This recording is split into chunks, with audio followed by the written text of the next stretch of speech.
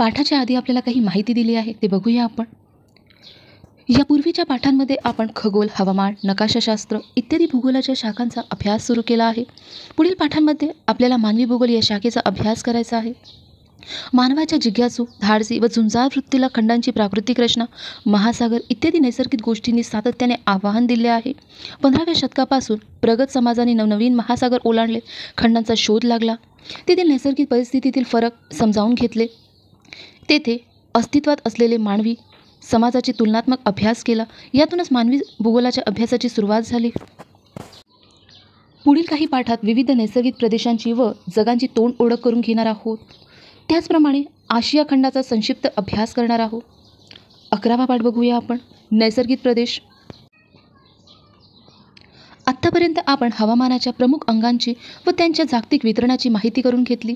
जीवावरणाचा अभ्यास करताना आपण मृदेचा अभ्यास केला.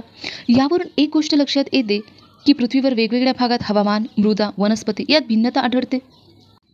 तरीही पृथ्वीवर वेगवेगळ्या खंडात विशिष्ट अक्षवृत्ताच्या भागात हवामान, वनस्पती व प्राणीजीवन सर्वसाधारणतः सारख्याच प्रकारचे असल्याचे दिसून येते. अशा प्रकारे नैसर्गिक पर्यावरणात सारखेपणा आढळणाऱ्या प्रदेशांना नैसर्गिक प्रदेश म्हणतात. या पाठामध्ये आपल्याला खूप सारी माहिती महत्त्वाची नाही आहे, पण एकदा आपण वाचून घेऊया. हवामान, मृदा, वनस्पती, प्राणी हे सर्व नैसर्गिक पर्यावरणाचे घटक आहे. या सर्वाचा नैसर्गिक साधनसंपत्तीवर म्हणून मानव उपयोग करून घेतो. यामुळे वेगवेगळ्या नैसर्गिक प्रदेशात मानवी जीवनही वैशिष्ट्यपूर्ण आहे. नैसर्गिक प्रदेशाच्या अभ्यासात त्या प्रदेशातील नैसर्गिक पर्यावरणाचा अभ्यास केला जातो. तसेच त्या प्रदेशातील लोकांनी साधलेला विकास, त्यांची जीवन पद्धती, तेथील पर्यावरणीय समस्या आणि त्यावर त्यांनी केलेले उपाय यांचाही अभ्यास महत्त्वाचा असतो. या पाठात आपण जगातील नैसर्गिक प्रदेश व त्यांची वैशिष्ट्य यांची माहिती करून घेणार आहोत. ही माहिती महत्त्वाची नाही आहे. इथून बघा, आपण तापमानाच्या पाठात उष्ण, समशीतोष्ण व शीत असे 3 पट्टे विचारात घेतले होते. नैसर्गिक प्रदेश या 3 पट्ट्यांशी संबंधित आहे, म्हणून नैसर्गिक प्रदेश ठरवताना त्यांचाही विचार केला जातो. प्रादेशिक हवामान, वनस्पती, मृदा या घटकांच्या आधारे जगातील सर्व भूभाग प्रमुख 12 नैसर्गिक प्रदेशात विभागला आहे. पर्वतीय व सतत बर्फाच्छादित असणारे प्रदेश वैशिष्ट्यपूर्ण आहे, त्यामुळे त्यांचे स्वतंत्र नैसर्गिक प्रदेश मानले जातात. पुढील कोष्टकात नैसर्गिक प्रदेश व त्यांची ठळक वैशिष्ट्य दिली आहे, ती समजावून घेऊया. बघा, ही नैसर्गिक प्रदेश व त्यांची वैशिष्ट्य आपल्यासाठी महत्त्वाची आहे. वैशिष्ट्य देऊन आपल्याला प्रदेश ओळखायला देऊ शकते आणि असे प्रश्न विचारले आहे. बघा,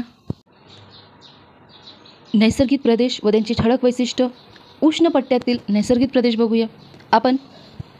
आपण उष्ण, समशीतोष्ण आणि शीत पट्टा बघितला होता.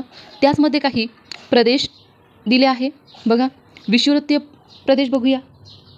वर्षभर पर्जन्य, जास्त तापमान, कमी वार्षिक तापमान कक्षा आणि घनदाट सदाहरित वने यांची वैशिष्ट्य आहे. हे लक्षात राहू द्या.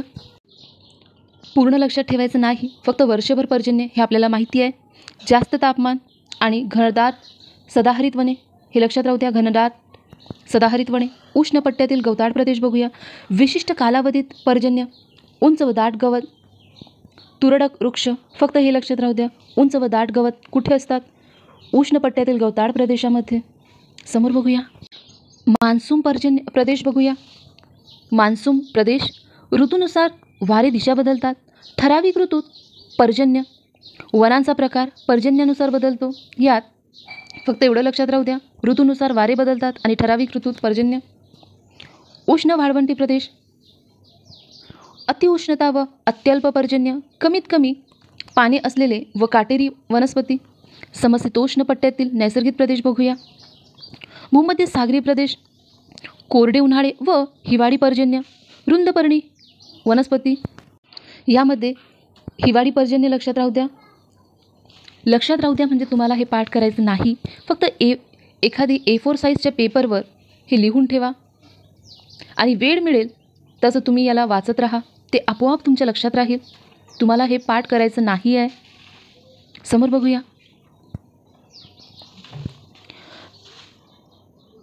दमट हवामानाचा उपोष्ण प्रदेश बघूया. त्याला चिनी प्रकारसुद्धा म्हणतात. बघा, इथे दिला आहे. हे तुम्हाला माहिती हवं की चिनी प्रकार कशाला म्हणतात? दमट हवामानाचा उपोष्ण प्रदेशाला.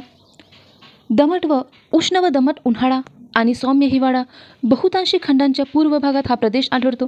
बघा, बहुतांश खंडाच्या पूर्व भागात कोणता प्रदेश आढळतो? दमट हवामानाचा उपोष्ण प्रदेश आढळतो. त्याला चिनी प्रकारसुद्धा म्हणतात. रुंद पर्णी सदाहरित वने व गवताळ प्रदेश. खंडाअंतर्गत दमट, प्रदीर्घ उन्हाळा व थंड हिवाळा.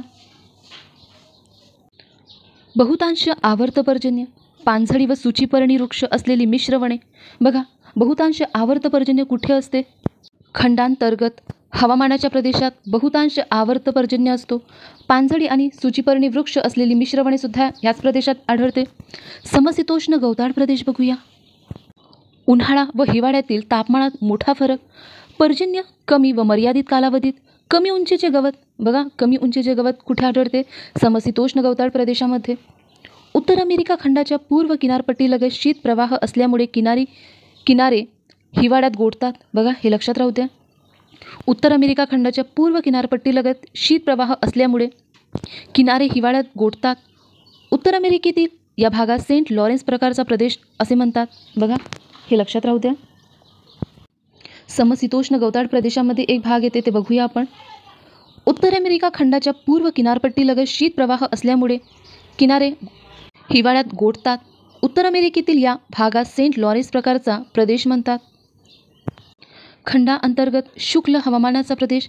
खंडाच्या अंतर्गत भागात असल्याने अतिशय कमी पर्जन्य, खुरट्या वनस्पती. हे महत्त्वाचं नाही. पश्चिम युरोपीय हवामानाचा प्रदेश बघूया. पश्चिमी वाऱ्याच्या आवर्तापासून पर्जन्य, सूचीपर्णी वृक्ष व कमी उंचीचे गवत. बघा, पश्चिमी वाऱ्याच्या आवर्तापासून पर्जन्य कुठे होतो?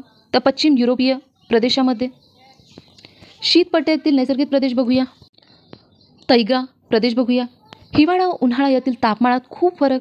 सूचीपर्णी वने. तुंड्रा प्रदेश बघूया.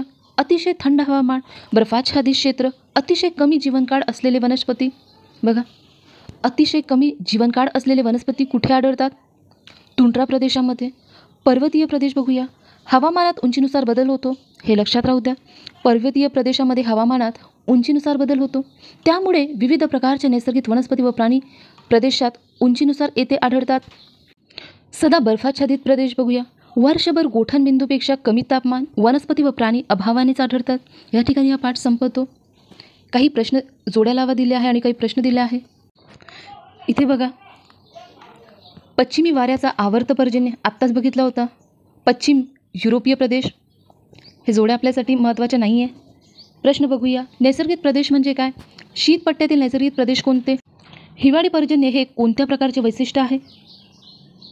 हे प्रश्न आपल्या एक्झामसाठी महत्त्वाचे नाही. आपल्याला इथे काही महत्त्वाची माहिती दिली आहे, ते बघून घेऊ आपण. प्रादेशिक भूगोल. वेगवेगळ्या नैसर्गिक प्रदेशात पर्यावरण आणि उपलब्ध साधनसंपत्तीमध्ये खूप फरक असतो. साधनसंपत्तीचा वापर हा त्या प्रदेशातील विज्ञान आणि तंत्रज्ञानाच्या प्रगतीवर अवलंबून असतो. त्याचप्रमाणे त्या प्रदेशाचा इतिहास व सांस्कृतिक जडणघडण यांचीही लोकजीवनावर प्रभाव असतो. प्रादेशिक भूगोलात याचा अभ्यास केला जातो. या ठिकाणी हा पाठ संपतो.